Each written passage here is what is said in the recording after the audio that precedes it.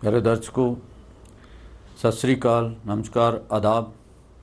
ਅੱਜ ਅਸੀਂ ਕਰੋਨਾ ਮਹਾਮਾਰੀ ਦਾ ਦੇਸ਼ ਦੇ ਅਰਥਚਾਰੇ, ਸਮਾਜਿਕ ਸਥਿਤੀ, ਵਾਤਾਵਰਨ, ਬਹੁਤ ਸਾਰੇ ਤੇ ਦੇਸ਼ ਦੀ ਅਰਥਚਾਰਾ ਨੂੰ ਰਿਵਾਈਵ ਹੋਣ ਦੇ ਵਿੱਚ ਕਿੰਨਾ ਕੁ ਸਮਾਂ ਲੱਗੇਗਾ, ਇਹ ਆਪਣੀ ਪਹਿਲਾਂ ਵਾਲੇ ਮੁਕਾਮ ਤੇ ਆ ਸਕੇਗਾ ਜਾਂ ਨਹੀਂ ਆ ਸਕੇਗਾ, ਕਿਉਂਕਿ ਦੁਨੀਆ ਭਰ ਦੇ ਆਰਥਿਕ ਮਾਹਰ ਵੱਖ-ਵੱਖ ਗੱਲਾਂ ਕਰ ਰਹੇ ਆ।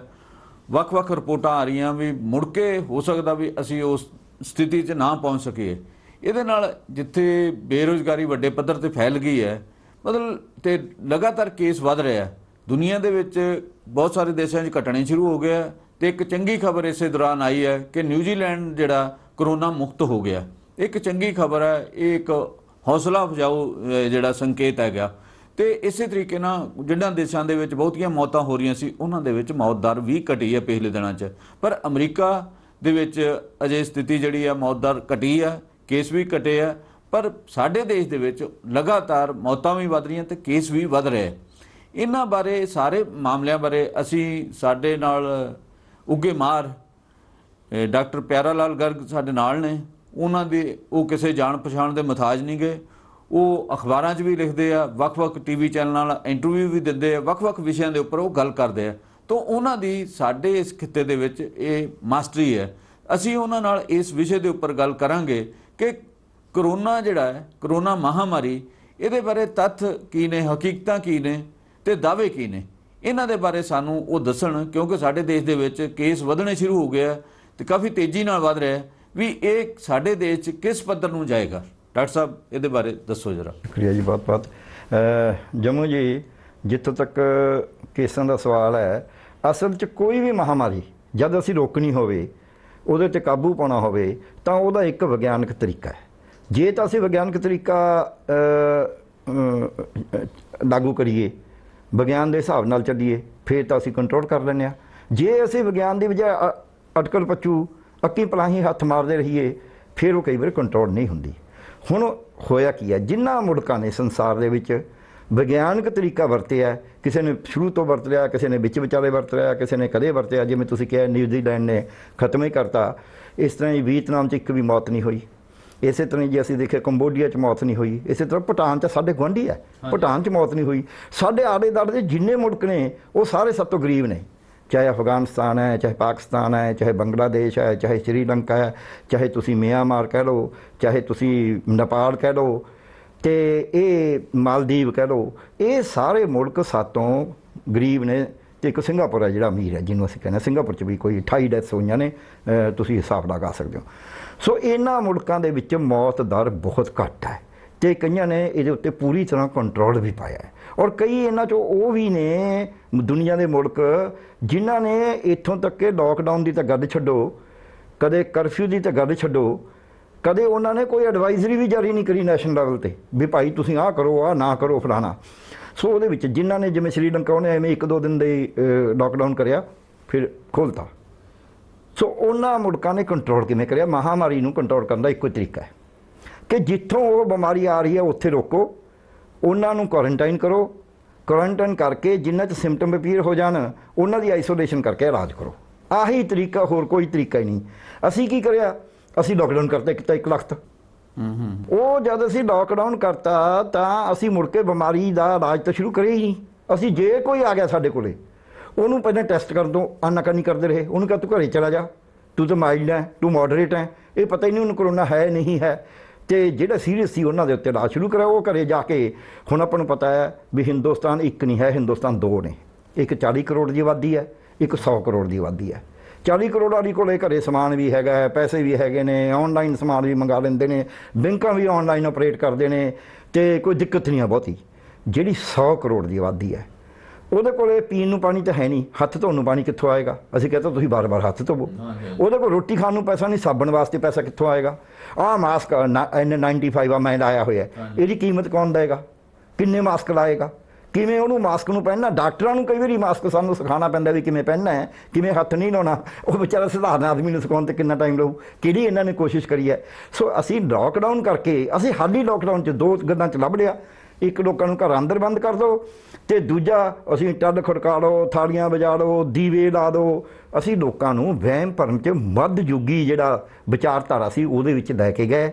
ਉਹ ਪਤਾ ਨਹੀਂ ਸਾਡੀ ਅਗਿਆਨਤਾ ਕਰਕੇ ਹੋਇਆ ਜਾਂ ਸਾਡੀ ਹਉਮੈ ਕਰਕੇ ਹੋਇਆ, ਤੇ ਜਾਂ ਸਾਨੂੰ ਤਾਕਤ ਦੇ ਨਸ਼ੇ ਕਰਕੇ ਹੋਇਆ। ਵੈਸੇ ਜਿਹੜੇ ਧਰਮ ਦੀ ਅਸੀਂ ਗੱਲ ਕਰਦਾ, ਸਾਡਾ ਜਿਹੜਾ ਅੱਜ ਦਾ ਹੁਕਮਰਾਨ, ਉਹ ਇਹੀ ਕਹਿੰਦਾ ਵੀ ਇਹ ਤਿੰਨਾਂ ਚਾਰਾਂ ਤੋਂ ਬਚ ਕੇ ਰਹਿਣਾ ਚਾਹੀਦਾ ਹੁੰਦਾ, ਇਹ ਬਕਾਰ ਨੇ। ਪਰ ਸ਼ਾਇਦ ਅਸੀਂ ਉਸ ਬਕਾਰਾਂ ਤੋਂ ਬਚੇ ਨਹੀਂ ਹੈ। ਇਸ ਕਰਕੇ ਇਹ ਕਰੋਨਾ ਜਿਹੜਾ, ਉਸ ਦਿਨ ਅਸੀਂ ਜਿੱਦਾਂ ਸਾਡੇ ਕੋਲ 499 ਕੇਸ ਸੀਗੇ, ਅਸੀਂ 1 ਲੱਖ ਲਾਕਡਾਊਨ ਕਰਤਾ। ਅਸੀਂ ਸੋਚਿਆ ਹੀ ਨਹੀਂ ਵੀ ਲੋਕ ਕਿਸੇ ਨੂੰ ਮਿਲਣ ਗਏ ਹੋਣਗੇ। ਕੋਈ ਆਪਦੇ ਤੀਰਥ ਸਥਾਨ 'ਤੇ ਗਿਆ ਹੋਊਗਾ, ਕੋਈ ਕਿਸੇ ਵਿਆਹ ਸ਼ਾਦੀ ਮਰਗਤ ਦੇ ਵਿੱਚ ਗਿਆ ਹੋਊਗਾ, ਕੋਈ ਕਿਸੇ ਹੋਰ ਕੰਮ ਵਾਸਤੇ ਗਿਆ ਹੋਊਗਾ, ਕੋਈ ਸੈਰ ਸਪਾਟੇ ਵਾਸਤੇ ਗਿਆ ਹੋਊ ਵੀ ਭਾਈ ਉਹ ਇੰਨੇ, ਕੋਈ ਕੰਮ ਵਾਸਤੇ ਗਿਆ ਹੋਊਗਾ ਆਪਦੇ, ਵੀ ਉਹ ਇੰਨੇ ਲੋਕ ਆਪਦੇ ਘਰਾਂ ਤੋਂ ਪੱਟੇ ਹੋਏ ਨੇ, ਉਹਨਾਂ ਨੇ ਆਪਦੇ ਘਰਾਂ ਨੂੰ ਮੁੜਨਾ। ਅਸੀਂ ਉਹਨਾਂ ਨੂੰ ਮੌਕਾ ਨਹੀਂ ਦਿੱਤਾ। ਉਦੋਂ ਸਾਡੀਆਂ ਟ੍ਰੇਨਾਂ ਵੀ ਚੱਲਦੀਆਂ ਸੀ, ਬੱਸਾਂ ਵੀ ਚੱਲਦੀਆਂ ਸੀ, ਹਵਾਈ ਜਹਾਜ਼ ਵੀ ਚੱਲਦੇ ਸੀ। ਅਸੀਂ 23 ਤਰੀਕ ਨੂੰ ਪਹਿਲਾਂ ਟਾਈਮ ਦਿੰਦੇ 16 ਤੋਂ ਲੈ ਕੇ 5-7 ਦਿਨ ਦਾ, ਜੇ ਨਹੀਂ ਦਿੱਤਾ ਸੀ ਤੇ ਉਸ ਤੋਂ ਬਾਅਦ ਉਹਨਾਂ ਨੂੰ ਚੱਲਦੇ ਰੱਖਦੇ ਵੀ ਭਾਈ ਜਿਹੜੇ ਨੇ ਆਪਦੇ ਘਰਾਂ ਨੂੰ ਜਾਣਾ ਉਹ ਚਲੇ ਜਾਓ, ਹੁਣ ਫਲੀਅਰ ਵਿਜ਼ਿਟ ਨਾ ਕਰੋ। ਅਸੀਂ ਉਹ ਵੀ ਨਹੀਂ ਕਰਿਆ। ਸੋ ਇਸ ਕਰਕੇ ਸਾਡਾ ਜਿਹੜਾ ਲਾਕਡਾਊਨ ਦਾ ਤਰੀਕਾ ਸੀ ਉਹਨੇ ਬਿਮਾਰੀ ਨੂੰ ਵਧਾਇਆ। ਇਸੇ ਕਰਕੇ ਅਸੀਂ ਕਹਿਣ ਲੱਗੇ ਹੁਣ ਇੰਨੇ ਕੇਸ ਹੋ ਜਾਣਗੇ। ਫਿਰ ਅਸੀਂ ਸਾਇੰਸਦਾਨਾਂ ਤੋਂ ਵੀ ਇਸ ਤਰ੍ਹਾਂ ਦੀ ਰਾਏ ਲੈਂਦੇ ਹਾਂ ਜਿਹੜੀ ਰਾਏ ਸਾਨੂੰ ਫਿੱਟ ਹੋਵੇ, ਉਹ ਸਾਨੂੰ ਖੁਸ਼ ਕਰਕੇ ਦੇ ਕੇ ਰਾਜੀ ਨੇ, ਜਿਹਦੇ ਨਾਲ ਐਂ ਵੱਧ ਜੂਗਾ ਜੀ, ਐਂ ਵੱਧ ਜੂਗਾ। ਇੱਥੇ ਤੱਕ ਲਾਕਡਾਊਨ ਨੂੰ ਜਸਟੀਫਾਈ ਕਰਨ ਵੇਲੇ 4 ਸੰਸਥਾਵਾਂ ਨੇ ਮਿਲ ਕੇ, ਜੀ AFMC ਪੂਨਾ ਵੀ ਸ਼ਾਮਲ ਹੈ, ਇਹ ਕਹਿਤਾ ਕਿ ਜੀ ਸਾਡੇ ਅੰਦਾਜ਼ੇ ਬੜੇ ਸਟੀਕ ਹੁੰਦੇ ਨੇ। 15 ਮਈ ਤੱਕ 19 ਮਈ ਤੱਕ ਹਿੰਦੁਸਤਾਨ ਦੇ ਵਿੱਚ 38,500 ਮੌਤ ਹੋ ਜਾਣੀ ਹੈ। 30 ਲੱਖ ਮਰੀਜ਼ ਕੋਰੋਨਾ ਦਾ ਹੋ ਜਾਣਾ। ਹੁਣ ਤਾਂ 15 ਜੂਨ ਹੋਣ ਵਾਲੀ ਹੈ ਤੇ 2,77,000 ਮਰੀਜ਼ ਨੇ ਤੇ 7746 ਮੌਤਾਂ ਹੋਈਆਂ ਨੇ। ਸੋ ਇਹ ਜਿਹੜਾ ਸਾਡਾ ਤੌਰ ਤਰੀਕਾ ਹੈ ਨਾ ਕਹਿਣ ਦਾ, ਇਹ ਅਸੀਂ ਸਾਇੰਸਦਾਨਾਂ ਤੋਂ ਉਹੀ ਜਿਹੀ ਰਿਪੋਰਟ ਲੈਣੀ ਸ਼ੁਰੂ ਕਰ ਦਿੰਦੇ ਹਾਂ ਜਿਹੋ ਜੀ ਆ ਕਈ ਕੰਪਨੀਆਂ ਵਾਲੇ ਆਉਂਦੇ ਸੀ ਸਾਡੇ ਕੋਲ। ਮੈਂ ਡਾਕਟਰ ਰਿਹਾ, ਤੁਹਾਨੂੰ ਪਤਾ ਹੀ ਹੈ, ਤੇ ਉਹ ਕਹਿੰਦੇ ਸੀ ਉਹਨਾਂ ਨੇ ਆਪਣੀ ਦਵਾਈ ਦੀ ਉਹ ਪ੍ਰੋੜਤਾ ਕਰਾਉਣੀ ਹੁੰਦੀ, ਉਹ ਸਕਾਲਰਸ਼ਿਪ ਵੀ ਦੇਣ ਨੂੰ ਤਿਆਰ ਸੀਗੇ। ਮੈਨੂੰ ਕਹਿੰਦੇ ਸੀ 1974 'ਚ ਕਿ 700 ਰੁਪਏ ਮਹੀਨਾ ਸਕਾਲਰਸ਼ਿਪ ਦੇ ਦਿੰਦੇ ਆ, ਤੁਸੀਂ ਸਾਡੀ ਰਿਸਰਚ ਕਰ ਦਿਓ। ਮੈਂ ਕਿਹਾ ਮੈਂ ਨਹੀਂ ਪੈਸਾ ਨਾਲ ਕਰਦਾ। ਸੋ ਇਸ ਕਰਕੇ ਅਸੀਂ ਕਰੋਨਾ ਦੇ ਵਿੱਚ ਨਾ ਅਸੀਂ ਵਿਗਿਆਨ ਵਰਤੀ ਹੈ, ਨਾ ਅਸੀਂ ਆਪਦੇ ਅਰਥਚਾਰੇ ਨੂੰ ਦੇਖਿਆ, ਨਾ ਅਸੀਂ ਸਾਡੀ ਪਾਪੂਲੇਸ਼ਨ ਦੀ ਡੈਮੋਗ੍ਰਾਫੀ, ਤੁਸੀਂ ਸਿਆਣੇ ਹੋ ਮੇਰੇ ਨਾਲ ਜ਼ਿਆਦਾ ਇਹਨਾਂ ਮਾਮਲਿਆਂ 'ਚ, ਡੈਮੋਗ੍ਰਾਫੀ ਨੂੰ ਦੇਖਿਆ ਵੀ ਪਾਪੂਲੇਸ਼ਨ ਕਿਹੋ ਜਿਹੀ ਹੈ ਸਾਡੀ। ਸਾਡੇ ਕੋਲੇ 54 ਕਰੋੜ ਮਾਈਗ੍ਰੇਟਰੀ ਲੇਬਰ ਹੈ, ਜਿਹੜੀ ਇੰਟਰਨਲ ਮਾਈਗ੍ਰੇਸ਼ਨ ਨਾਲ ਆਈ ਹੋਈ ਹੈ। ਉਹਦੇ 'ਚੋਂ 25% ਜਿਹੜੀ ਲੇਬਰ ਹੈ ਉਹ ਤਕਰੀਬਨ ਕੱਢੇ ਯੂਪੀ 'ਚੋਂ ਆਈ ਹੈ, ਅਗਲੀ 25% ਬਿਹਾਰ ਝਾਰਖੰਡ 'ਚੋਂ ਆਈ ਹੋਈ ਹੈ, ਬਾਕੀ ਜਿਹੜੀ 50% ਉਹ ਬਾਕੀ ਸੂਬਿਆਂ 'ਚੋਂ ਇੱਕ ਦੂਜੇ 'ਚ ਗਈ ਹੋਈ ਹੈ। ਸੋ ਅਸੀਂ ਇਹ ਉਸ ਲੇਬਰ ਦਾ ਜਿਹੜੀ ਰੋਜ਼ ਕਮਾ ਕੇ ਖਾਂਦੀ ਹੈ, ਕੋਈ ਰੇਹੜੀ ਚਲਾਉਂਦਾ ਹੈ, ਕੋਈ ਰਿਕਸ਼ਾ ਚਲਾਉਂਦਾ ਹੈ, ਕੋਈ ਆਟੋ ਚਲਾਉਂਦਾ ਹੈ, ਕੋਈ ਕਿਸੇ ਕੈਬ ਨੂੰ ਚਲਾਉਂਦਾ ਹੈ, ਕੋਈ ਛੋਟੀ ਮੋਟੀ ਦੁਕਾਨ ਕਰਦਾ ਹੈ, ਕੋਈ ਕੰਸਟਰਕਸ਼ਨ ਵਰਕਰ ਹੈ, ਕੋਈ ਪਲੰਬਰ ਹੈ, ਕੋਈ ਸਵੀਪਰ ਲੱਗਿਆ ਹੈ, ਕੋਈ ਘਰਾਂ 'ਚ ਕੰਮ ਕਰਦੇ ਨੇ। ਅਸੀਂ ਕਿਸੇ ਦਾ ਕੋਈ ਧੋਬੀ ਹੈ, ਕੋਈ ਨਾਈ ਹੈ, ਅਸੀਂ ਕਿਸੇ ਦਾ ਕੋਈ ਧਿਆਨ ਨਹੀਂ ਕਰਿਆ ਵੀ ਇੰਨੀ ਦੁਨੀਆ ਹੈ ਜਿਹੜੀ ਇਸ ਅਰਥਚਾਰੇ ਨੂੰ ਚਲਾ ਰਹੀ ਹੈ।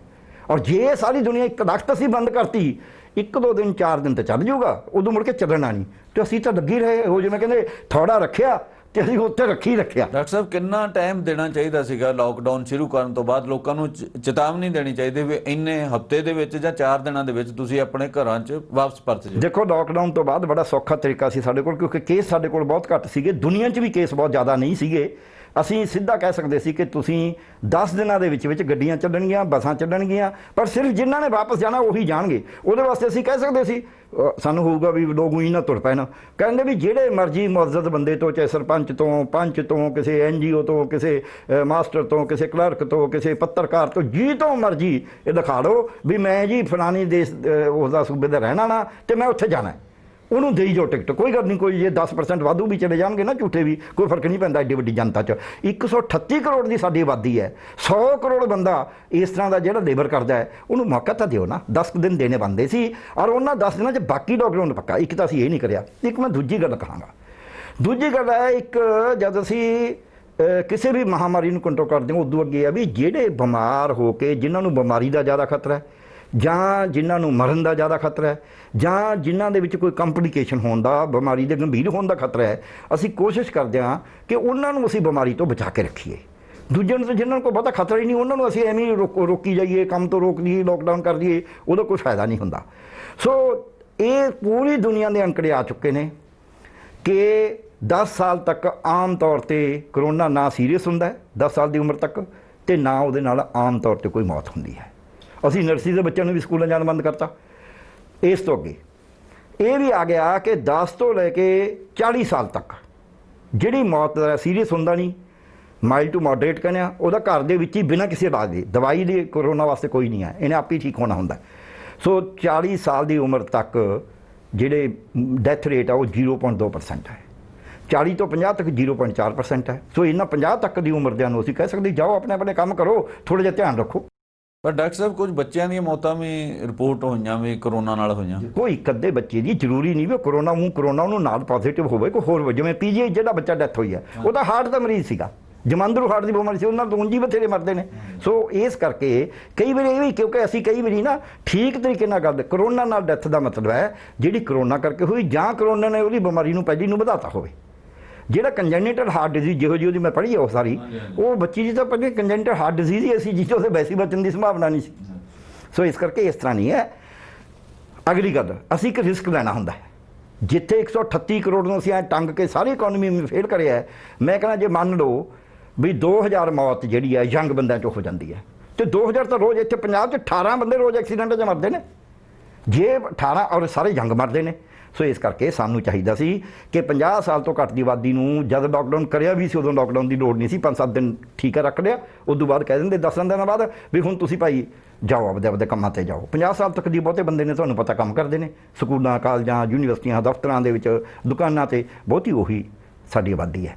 ਸੋ ਅਸੀਂ ਉਹਨੂੰ ਕਰਨ ਦੀ ਬਜਾਏ ਅਸੀਂ ਲੋਕਾਂ ਨੂੰ ਅੰਦਰ ਤਾੜਤਾ, ਜਿਹਨੂੰ ਇੱਕ ਨੂੰ ਕਰੋਨਾ ਹੋਇਆ ਸੀ ਉਹਨੇ ਬਾਕੀਆਂ ਸਾਰਿਆਂ ਨੂੰ ਕਰਤਾ। ਡਾਕਟਰ ਸਾਹਿਬ ਇੱਥੇ ਅਸੀਂ ਲਵਾਂਗੇ ਇੱਕ ਛੋਟੀ ਜਿਹੀ ਬ੍ਰੇਕ ਤੋਂ ਬਾਅਦ ਫਿਰ ਮਿਲਦੇ ਹਾਂ।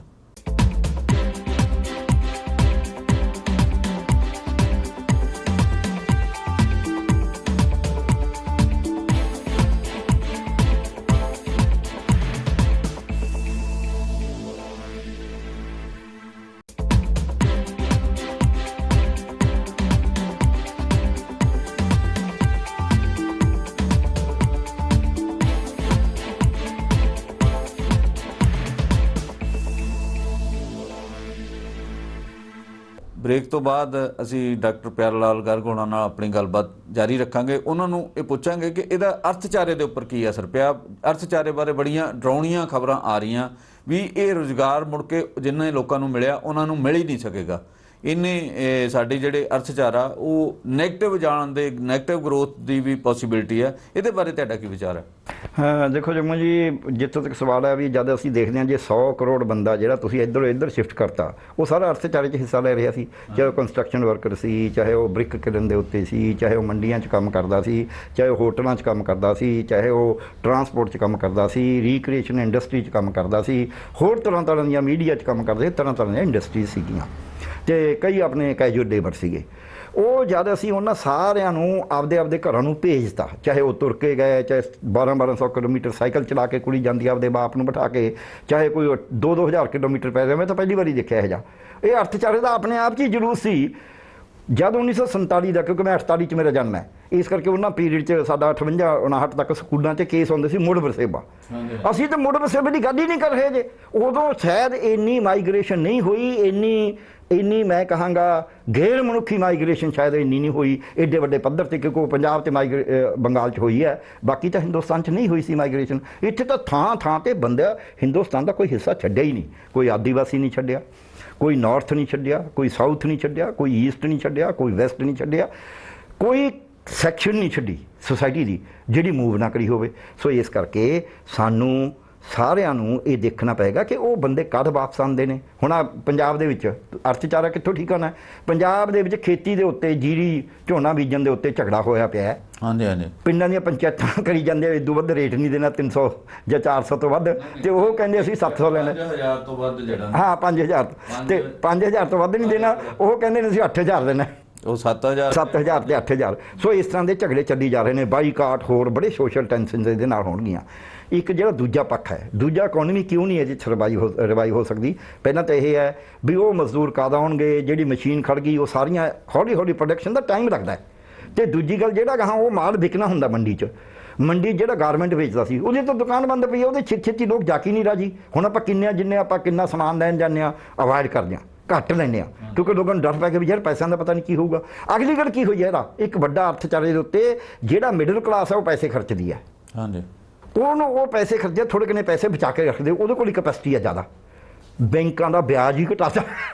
ਐਫਡੀ ਦਾ ਵਿਆਜ ਮੈਂ ਕੱਲ੍ਹ ਕਿਸੇ ਨੂੰ ਪੁੱਛ ਰਿਹਾ ਸੀ, ਉਹ 6% 5.5% ਰਹਿ ਗਿਆ। ਸੋ ਜਦ ਤੁਸੀਂ ਵਿਆਜ ਘਟਾਤਾ, ਇਨਫਲੇਸ਼ਨ ਤੁਹਾਡੀ ਜ਼ਿਆਦਾ ਹੈ, ਇਹਦਾ ਮਤਲਬ ਉਹ ਬੰਦਾ ਸੋਚੀ ਯਾਰ ਹੁਣ ਬੈਂਕ 'ਚ ਵੀ ਪੈਸਾ ਨਾ ਰੱਖਾਂ, ਪਰਚੇਜ਼ਿੰਗ ਪਾਵਰ ਘਟ ਜਾਏਗੀ, ਉਹਦੀ ਪਰਚੇਜ਼ਿੰਗ ਪਾਵਰ ਵੀ ਘਟ ਜਾਏਗੀ, ਇਨਫਲੇਸ਼ਨ ਵੀ ਵਧੇਗੀ। ਸੋ ਜਦ ਮਾਲ ਵਿਕਣਾ ਨਹੀਂ ਮੰਡੀ ਦੇ ਵਿੱਚ ਤਾਂ ਅਰਥਚਾਰਾ ਰਿਵਾਈਵ ਨਹੀਂ ਹੋਣਾ।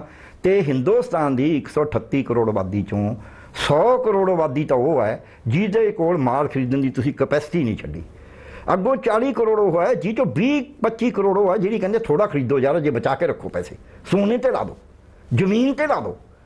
ਇਸ ਕਰਕੇ ਇਸ ਦੇ ਅਰਥਚਾਰੇ ਦੇ ਰਿਵਾਈਵ ਹੋਣ ਦੇ ਟੈਕਨੀਕਲੀ ਵੀ ਕਿ ਇਹਨੂੰ ਰਿਵਾਈਵ ਹੋਣ 'ਚ ਟਾਈਮ ਲੱਗਦਾ ਹੈ।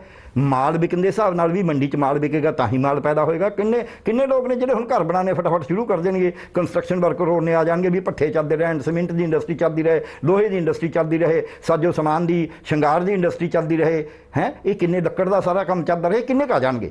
ਸੋ ਇਸ ਕਰਕੇ ਇਹ ਅਰਥਚਾਰੇ ਦੀਆਂ ਇਹ ਗੱਲਾਂ ਕਰਦੇ ਨੇ ਵੀ ਅਸੀਂ ਐਂ ਰਿਵਾਈਵ ਕਰ ਦਾਂਗੇ, ਐਂ ਕਰ ਦਾਂਗੇ। ਇਹ ਰਿਵਾਈਵ ਨਹੀਂ ਹੋਣਾ, ਛੇਤੀ ਨਹੀਂ ਹੋਣਾ।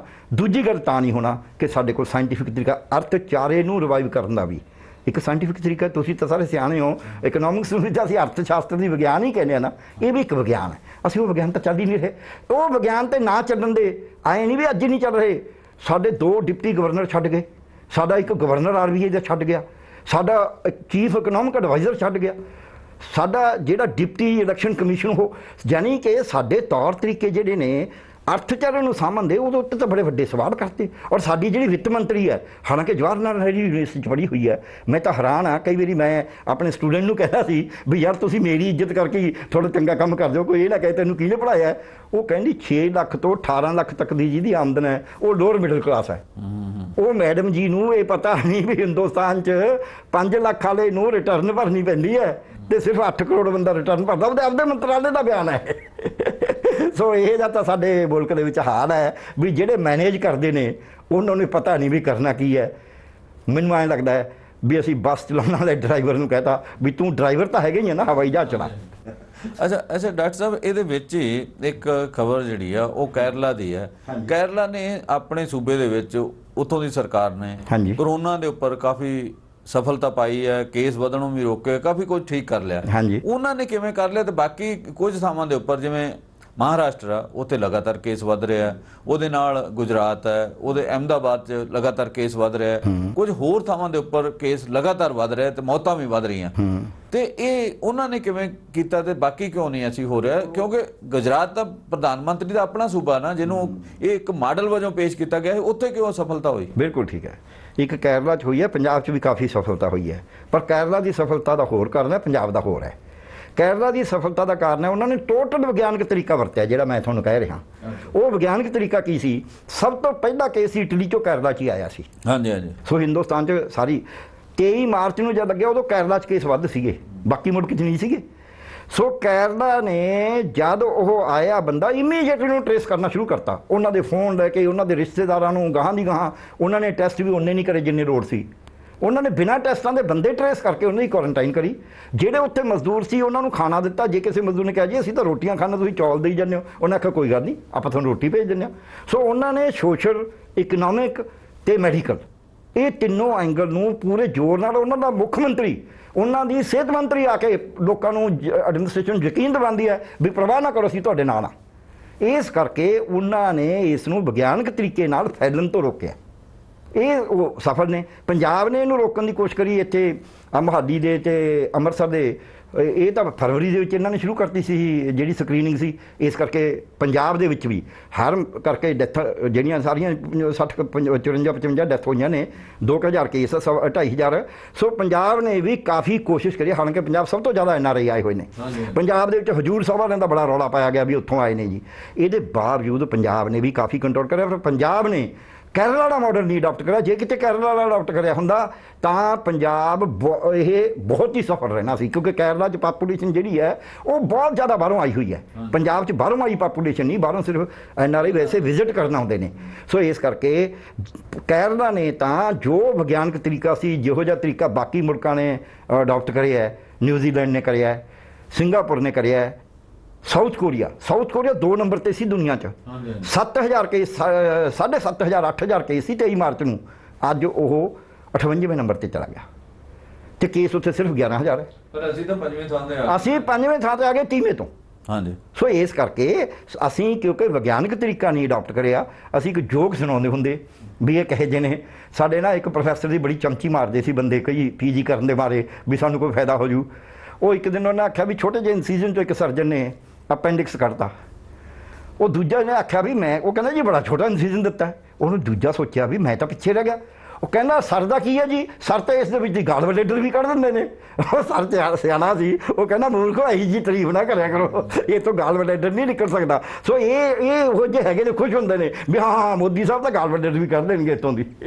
ਸੋ ਇਸ ਕਰਕੇ ਜਦ ਕੋਈ ਹੁਕਮਰਾਨ ਆਪਦੇ ਚਾਟੂਕਾਰਤਾ ਦੇ ਨਾਲ ਖੁਸ਼ ਹੋਣਾ ਸ਼ੁਰੂ ਹੋ ਜੇ ਤੇ ਵਿਗਿਆਨੀਆਂ ਤੋਂ ਮਾਹਰਾਂ ਤੋਂ ਉਹ ਰਹਿ ਨਹੀਂ ਚਾਹੇ ਜੋ ਚਾਹੁੰਦੇ ਨੇ, ਤੇ ਵਿਗਿਆਨੀ ਤੇ ਮਾਹਰ ਫਟਾਫਟ ਆਪਦੇ ਉਹਦੇ ਵਾਸਤੇ ਹੋਰ ਲਾਲਚਾਂ ਵਾਸਤੇ ਤਿਆਰ ਹੋਣ, ਫਿਰ ਇਹੀ ਕੁਛ ਹੁੰਦਾ।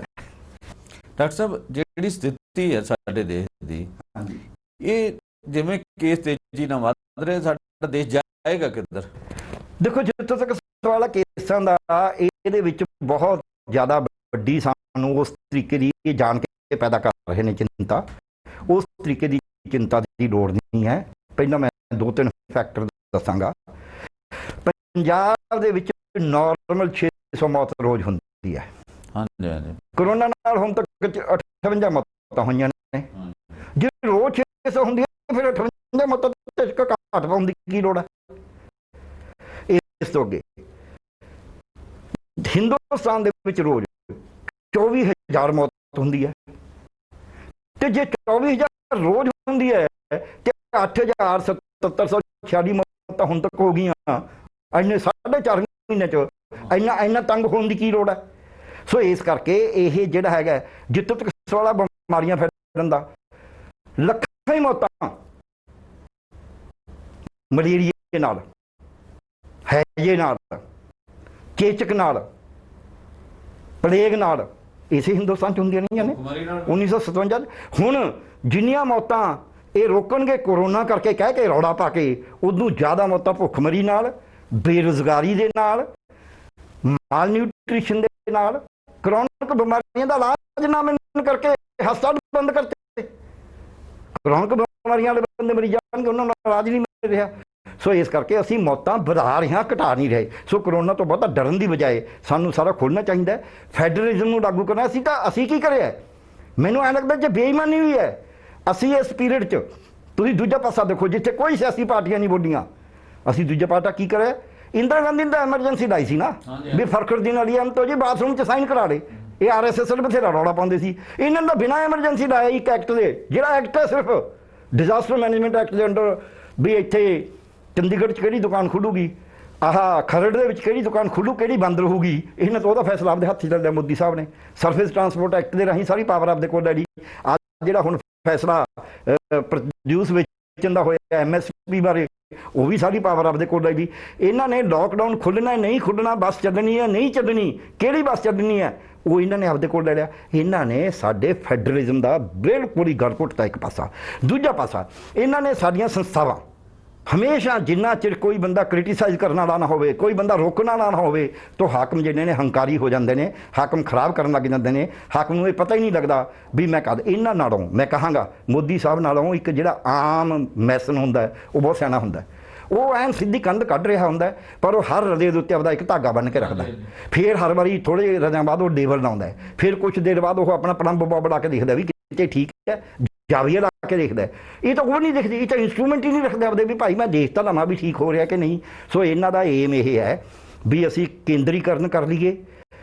ਅਦਾਲਤ ਜਿਹੜਾ ਮੁਲਕ ਦਾ ਸਭ ਤੋਂ ਵੱਡਾ ਆਦੜੀ ਹੈ, ਉਹ ਕਹਿੰਦਾ ਜੇ ਰੇਲ ਤੇ ਮਰ ਗਏ ਮੈਂ ਕੀ ਕਰਾਂ, ਉਹ ਤਾਂ ਰੇਲ ਦੇ ਉੱਤੇ ਨਜਾਇਜ਼ ਤੁਰੇ ਜਾਂਦੇ ਸੀ।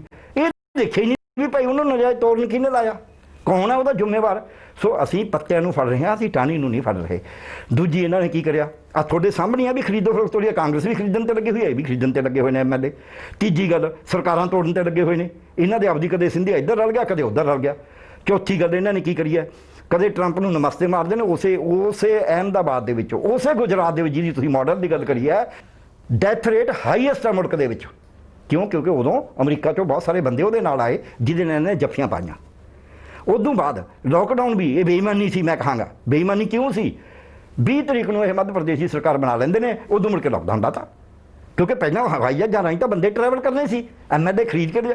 ਜਿਸ ਮੁਲਕ ਦੇ ਚਾਹੇ ਉਹ ਇੱਕ ਪਾਰਟੀ ਹੈ ਚਾਹੇ ਦੂਜੀ ਪਾਰਟੀ ਹੈ, ਆਪਦੇ ਐਮਐਲਏ ਤੇ ਐਮਪੀਆਂ ਨੂੰ ਹੋਟਲਾਂ 'ਚ ਬੰਦ ਰੱਖਣਾ ਪਵੇ ਵੀ ਦੂਜਾ ਖਰੀਦ ਕੇ ਨਾਲ ਅਜੇ ਜਰਗਮਾਲ ਬਣਾ ਕੇ ਰੱਖਣਾ ਪਵੇ, ਤੁਸੀਂ ਕੀ ਸੋਚੋਗੇ ਉਹ ਮੁਲਕ ਦੀ ਡੈਮੋਕ੍ਰੇਸੀ ਚੱਲੇਗੀ?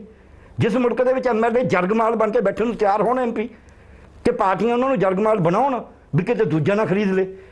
ਕਿੱਥੋਂ ਅਸੀਂ ਗੱਲਾਂ ਕਰਦੇ ਹਾਂ? ਕਿੱਥੇ ਅਸੀਂ ਆਜ਼ਾਦੀ ਦੀਆਂ ਗੱਲਾਂ ਕਰਦੇ ਹਾਂ? ਕਿਸੇ ਕਾਮਾਗਾਟਾ ਮਾਰੂ ਦੀ ਗੱਲਾਂ ਕਰਦੇ ਹਾਂ? ਕਿੱਥੇ ਅਸੀਂ ਬਬਰੀ ਕਾਲੀਆਂ ਦੀਆਂ ਜਾਂ ਗਦਰੀ ਬਾਬਿਆਂ ਦੀਆਂ ਗੱਲਾਂ ਕਰਦੇ ਹਾਂ? ਕਿੱਥੇ ਅਸੀਂ ਭਗਤ ਸਿੰਘ ਕਰਤਾਬੇ ਦੀਆਂ ਗੱਲਾਂ ਕਰਦੇ ਹਾਂ? ਜਿਨ੍ਹਾਂ ਨੇ ਆਜ਼ਾਦੀ ਲਈ ਸੀ ਉਹ ਹੋਰ ਹੀ ਸੀਗੇ, ਕਾਲੇ ਪਾਣੀਆਂ 'ਚ ਰਹੇ। ਅਸੀਂ ਤਾਂ ਉਹਨੂੰ ਵੇਚਣ ਤੇ ਲੱਗੇ ਹੋਏ ਹਾਂ, ਤੋੜਨ ਤੇ ਲੱਗੇ ਹੋਏ ਹਾਂ।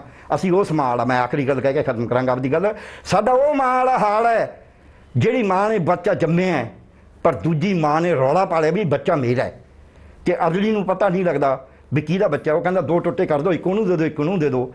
ਜਦ ਆਰੇ ਨਾਲ ਸੱਚੀ-ਮੁੱਚੀ ਬੱਚਾ ਚੀਰਿਆ ਜਾਣ ਲੱਗਿਆ ਤੇ ਜਿਹੜੀ ਅਸਲੀ ਮਾਂ ਸੀ ਉਹ ਕਹਿੰਦੀ ਇਹਨੂੰ ਹੀ ਦੇ ਦਿਓ ਪਰ ਇਹਨੂੰ ਚੀਰੋ ਨਾ। ਸੋ ਸਾਨੂੰ ਦਰਦ ਹੈ ਵੀ ਇਹ ਮੁਲਕ ਟੁੱਟ ਨਾ ਜਾਵੇ, ਇਹ ਮੁਲਕ ਦੇ ਵਿੱਚ ਭੁੱਖਮਰੀ ਨਾ ਹੋ ਜੇ, ਇਹ ਮੁਲਕ 'ਚ ਬਿਮਾਰੀ ਨਾ ਹੋ ਜੇ, ਇਹ ਮੁਲਕ ਦਾ ਫੈਡਰਲਿਜ਼ਮ ਨਾ ਖਤਮ ਹੋ ਜੇ। ਜਿਨ੍ਹਾਂ ਨੂੰ ਡਰ ਹੈ, ਜਿਹੜੇ ਰੋਂਦੇ ਨੇ, ਜਿਹੜੇ ਸਮਝਦੇ ਨੇ ਕਿ ਸਾਡਾ ਮੁਲਕ ਹੈ, ਉਹ ਰੋ ਰਹੇ ਨੇ, ਉਹ ਕੋਈ ਮਾੜੀ ਮੋਟਾ ਚਾਰਾ ਜਵਾ ਤੁਹਾਡੇ ਵਰਗੇ ਕਰ ਰਹੇ ਨੇ, ਬਾਕੀ ਤਾਂ ਸਭ ਇਹਨੂੰ ਤੋੜਨ 'ਤੇ ਹੀ ਲੱਗੇ ਨੇ। ਪਿਆਰੇ ਦਰਸ਼ਕੋ, ਅਸੀਂ ਡਾਕਟਰ ਪਿਆਰਾ ਲਾਲ ਗਰਗੋਲਾ ਕੋਲੋਂ ਕਰੋਨਾ ਮਹਾਮਾਰੀ ਬਾਰੇ ਤੇ ਦੇਸ਼ ਦੇ ਅਰਥਚਾਰੇ ਦੀ ਕੀ ਦਿਸ਼ਾ ਹੋਏਗੀ ਜਾਂ ਕਰੋਨਾ ਦੇ ਵੱਧ ਰਹੇ ਕੇਸਾਂ ਦਾ ਕਿੱਥੇ ਕੁ ਜਾ ਕੇ ਛੁਟਕਾਰਾ ਹੋਏਗਾ ਉਹਦੇ ਬਾਰੇ ਗੱਲਬਾਤ ਕੀਤੀ। ਅਸੀਂ ਉਹਨਾਂ ਨੇ ਸਾਨੂੰ ਸਮਾਂ ਦਿੱਤਾ, ਅਸੀਂ ਉਹਨਾਂ ਦਾ ਬਹੁਤ-ਬਹੁਤ ਧੰਨਵਾਦ ਕਰਦੇ ਹਾਂ। ਤੇ ਆਉਣ ਵਾਲੇ ਸਮੇਂ ਦੇ ਵਿੱਚ ਵੀ ਸਾਨੂੰ ਹੋਰ ਇਨ ਵੱਖ-ਵੱਖ ਮਾਮਲਿਆਂ ਦੇ ਉੱਪਰ ਸਾਡੇ ਨਾਲ ਗੱਲਬਾਤ ਕਰਦੇ ਰਹਿਣਗੇ। ਇੱਕ ਵਾਰੀ ਡਾਕਟਰ ਗਰਗ ਸਾਹਿਬ ਦਾ ਮੁੜ ਧੰਨਵਾਦ। ਧੰਨਵਾਦ, ਸ਼ੁਕਰੀਆ।